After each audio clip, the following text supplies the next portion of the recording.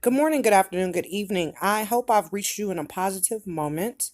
For those of you that are joining for the first time, this channel is about all things business, more specifically, my experience with small business and whatever I can do to help you start, run, and grow your small business. So, really quick, wanted to jump on here and give you some examples of being flexible. I do talk to a lot of people that may have had some disappointments in business and starting, and something happened and they just shut their doors, packed up, and gave up. And nowadays, even if you're working a job, you have to be flexible because that company could go belly up, all types of stuff. Your position is gone now, and so now you're somewhere retraining and relearning. And I'll tell you to always be ahead of those things and read, read, read. Consume as much as you can news wise in your industry and things like that, so you can be a little bit ahead of the game. If you're seeing that this particular skill is needed um, for future growth, go learn that skill if you can. If you're in business, hire someone that has that skill so you can get to the next level. So I'll give you an example. I know a young lady, she had a restaurant at one time, and the location where she was over there for some years, but the location started to change. You know, the demographic around her started to change. She changed her menu some and began to make changes to the decor of the actual restaurant. And then she added on the catering and delivering of the food.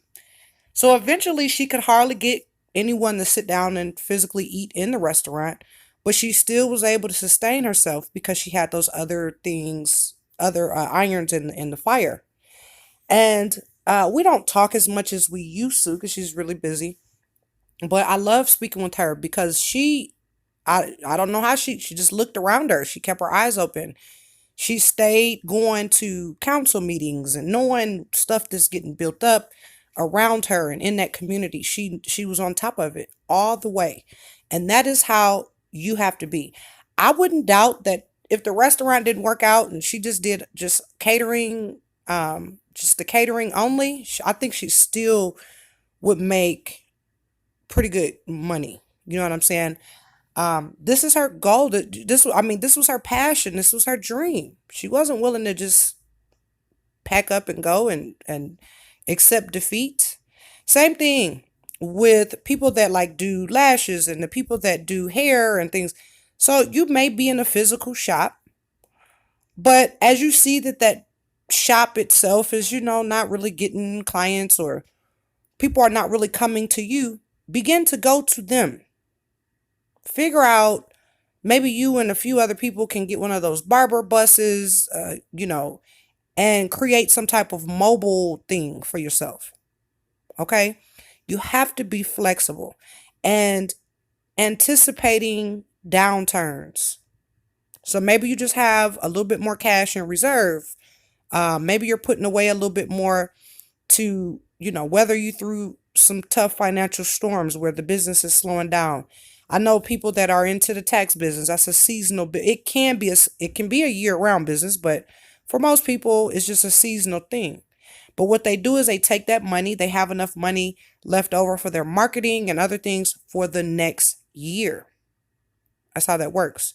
But then, uh, they may add on services, um, adding services to what you're already offering. All these types of things, just being flexible. You may not be in a position to maintain a brick and mortar store or location. You may have to go mobile now. Instead of like crying and being sad, just either go find a better location. Don't get sad though. Just be flexible. Be like, okay, what? Close the doors and now we're mobile, or now we're doing this, or now we've added this. Think ahead. So when you wake up in the morning, whatever time you get yourself together for business, Sit back, look at the news, look at the stuff going on in your community, look at the demographic, whether it's changing, whether it's getting older, younger, more construction, all these different things take into account. And people think about like a year, okay, 2 years, okay, 3 years, okay. Yes, you do need to think that far out.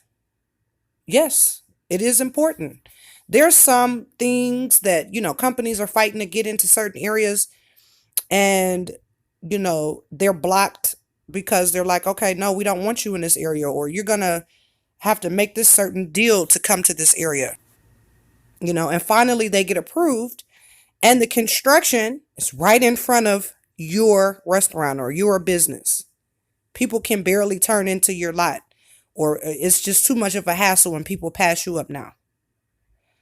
You could have been there at that meeting, making sure certain provisions were put in place because of your business. You have to know about these different city council meetings and things going on, even school zones and things. You want to know about these things, the things that's going around you if you have a brick and mortar location.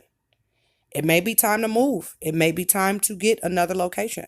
And I know that for some people, change sucks. They don't want to change. They like the way that they're doing things, even though the way that they're doing things is fizzling out, slowly fizzling out, or fast fizzling out.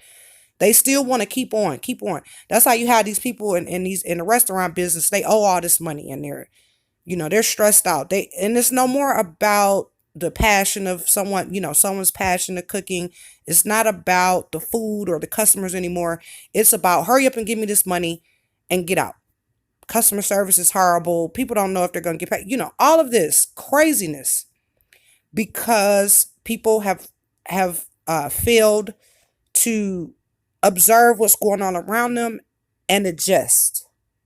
You have to be flexible. So one source may dry up or is drying up. Jump on the other source. At least know what that other source is, or know the next plan. You may have to close your doors, but you don't have to go out of business.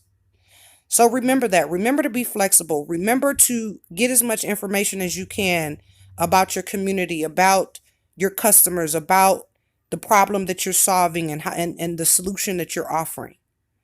Get a lot of information and compile that and make plans, and then also watch what's going on around you so you can adjust accordingly. Adjust to competition, adjust to demographic changes. You may have to close your doors, but that does not mean, if you have a physical store, but that does not mean that you're out of business. You may just move to another location or move online. Hopefully you are already online too. Hopefully you had two things going. But now you may want to put some more money in the online marketing and boost some traffic to that site or whatever, and while you look for another location. Hopefully you already knew months in advance and you were already packed up, ready to go, and had the new location picked out, paid for, and ready to go. You're like, this area is changing and my customers are not here anymore. Hopefully you are already on top of that. Okay? Now, you're not going to be able to predict every downturn, and there may be some disappointments here and there as you go, setbacks, but don't get discouraged, okay? So until next time, I hope everything you touch turns to gold.